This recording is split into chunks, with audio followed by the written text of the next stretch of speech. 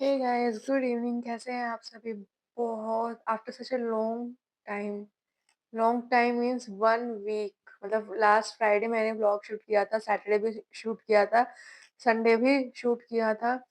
पर वो तो एडिटिंग करा, सब कर लिया, बट वो एनी हाउ वो डिलीट हो गया। उसका कारण मैंने बता दिया था, फ्री स्पेस ना होने की वजह से था।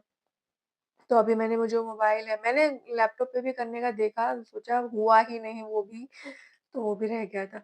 तो मैं शाम से शुरू कर रही हूँ व्लॉग। मैंने सोचा था कि मैं आप लोगों के साथ में बात करूँगी, आप लोगों को बताऊँगी कि क्यों नहीं आ पाया। तो शाम में डिनर में बन रहा है मूँग की दाल, जिसमें लहसुन का और टमाटर और हरी मिर्ची का तड़का जाएगा, और डिनर बाजरे की रोटी और सेवई। मैंने बहुत सारी रेसिपीज़ भी शूट करी थी इस 1 वीक में। शूट तो नहीं कर पाई, पर वो बनी अच्छी-अच्छी रेसिपीज़, विंटर स्पेशल रेसिपीज़ बनी थी, बट वो शूट ही नहीं हो पाई क्योंकि मेरा कैमरा जो है सपोर्ट ही नहीं कर रहा था। फ़ाइल जो है वो ज़्यादा आ रही थी, दिखा रहा था इसमें। तो यही था अपडेट। और जो ठंड है जयपुर में वो बहुत ज़्यादा हो रही है धीरे-धीरे। तो यही है अपडेट, और आप लोग बताइएगा आप लोग कैसे हैं? तो यहाँ टेंशन ये थी कि कंटिन्यू ना होने की, ये जो था ना टेंशन, वो ज़्यादा थी कि कंटिन्यू नहीं हो पा रहा है। एंगेजमेंट जो होता है ना ऑडियंस का, और ये कि क्यों नहीं हो पा रहा है, वो चीज़ का ज़्यादा वो था। बट प्रॉब्लम तो सॉर्ट आउट होनी ही थी कभी ना कभी, जो कि अब 1 वीक लगा है उसको होने में।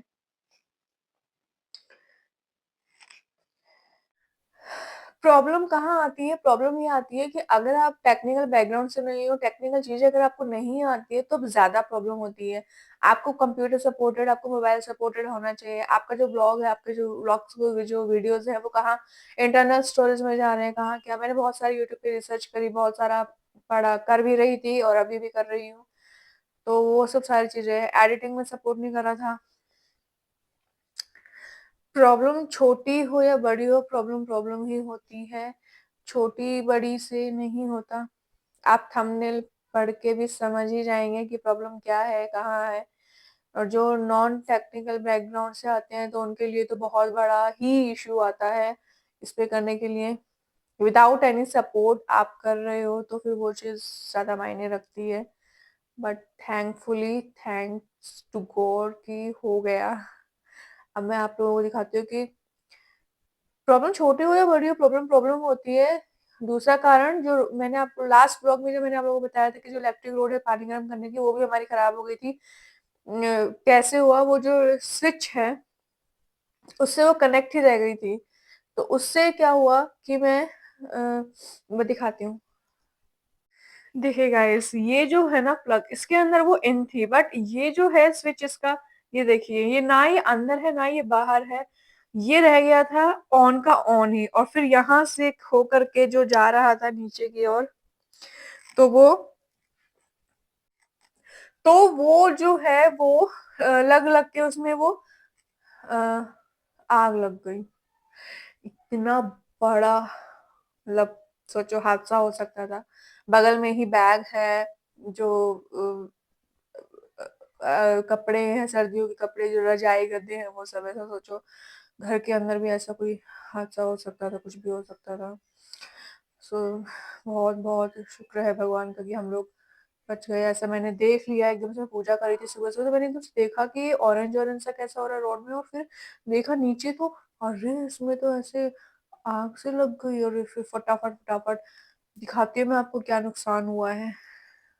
देखिए गाइस, यहाँ पे ये जो है, इस पे रख के हम लोग पानी गर्म करते थे, और सी पूरा लकड़ी का कोयला हो गया।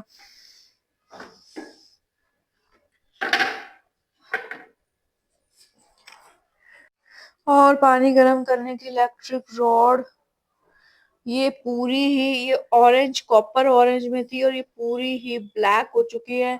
अब इसका यही सोल्यूशन है कि इसको यहाँ से कनेक्ट करके, और फिर इसकी वायरिंग जाएगी वहां से लेकर के वहां पे। So this was the update till now.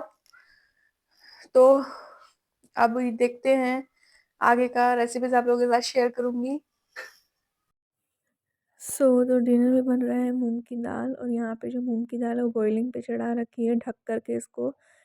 Completely ढकना नहीं है, आधा ढक कर के, और साइड बाय साइड जो है वो झाग जो निकलता है वो इधर होगा।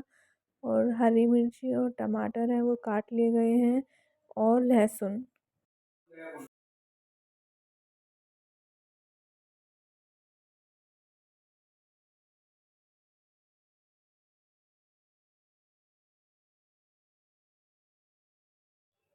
गैस यहाँ पे लिया है सरसों का तेल कढ़ाई के अंदर, और अब इसके अंदर जाएगा तड़का। तड़के में ज़ीरा और हींग का तड़का है, और अ, ये डाल दिया जीरा और ये हींग, और इसी के साथ लहसुन, और अब इसमें टमाटर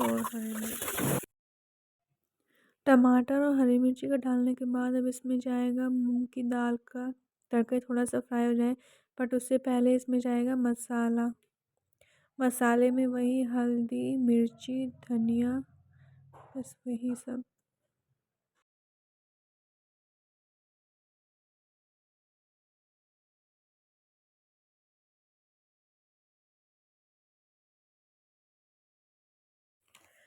ये जो दाल है थोड़ी गाढ़ी हो गई थी, तो इसके अंदर पानी गरम कर रहे हैं, जिसमें इसको उम, थोड़ा सा जो लाइट वाला पानी वाली दाल बना सके, तो इसमें पानी गरम करके इसको बनाया जा रहा है।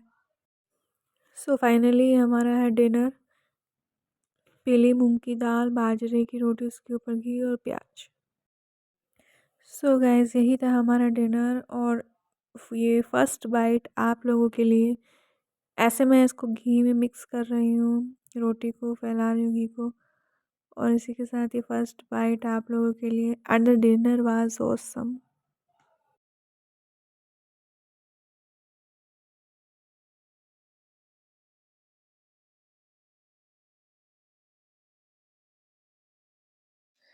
सो गाइस मैंने आप लोगों को दिखाया डिनर का, तो dinner was awesome, awesome dal.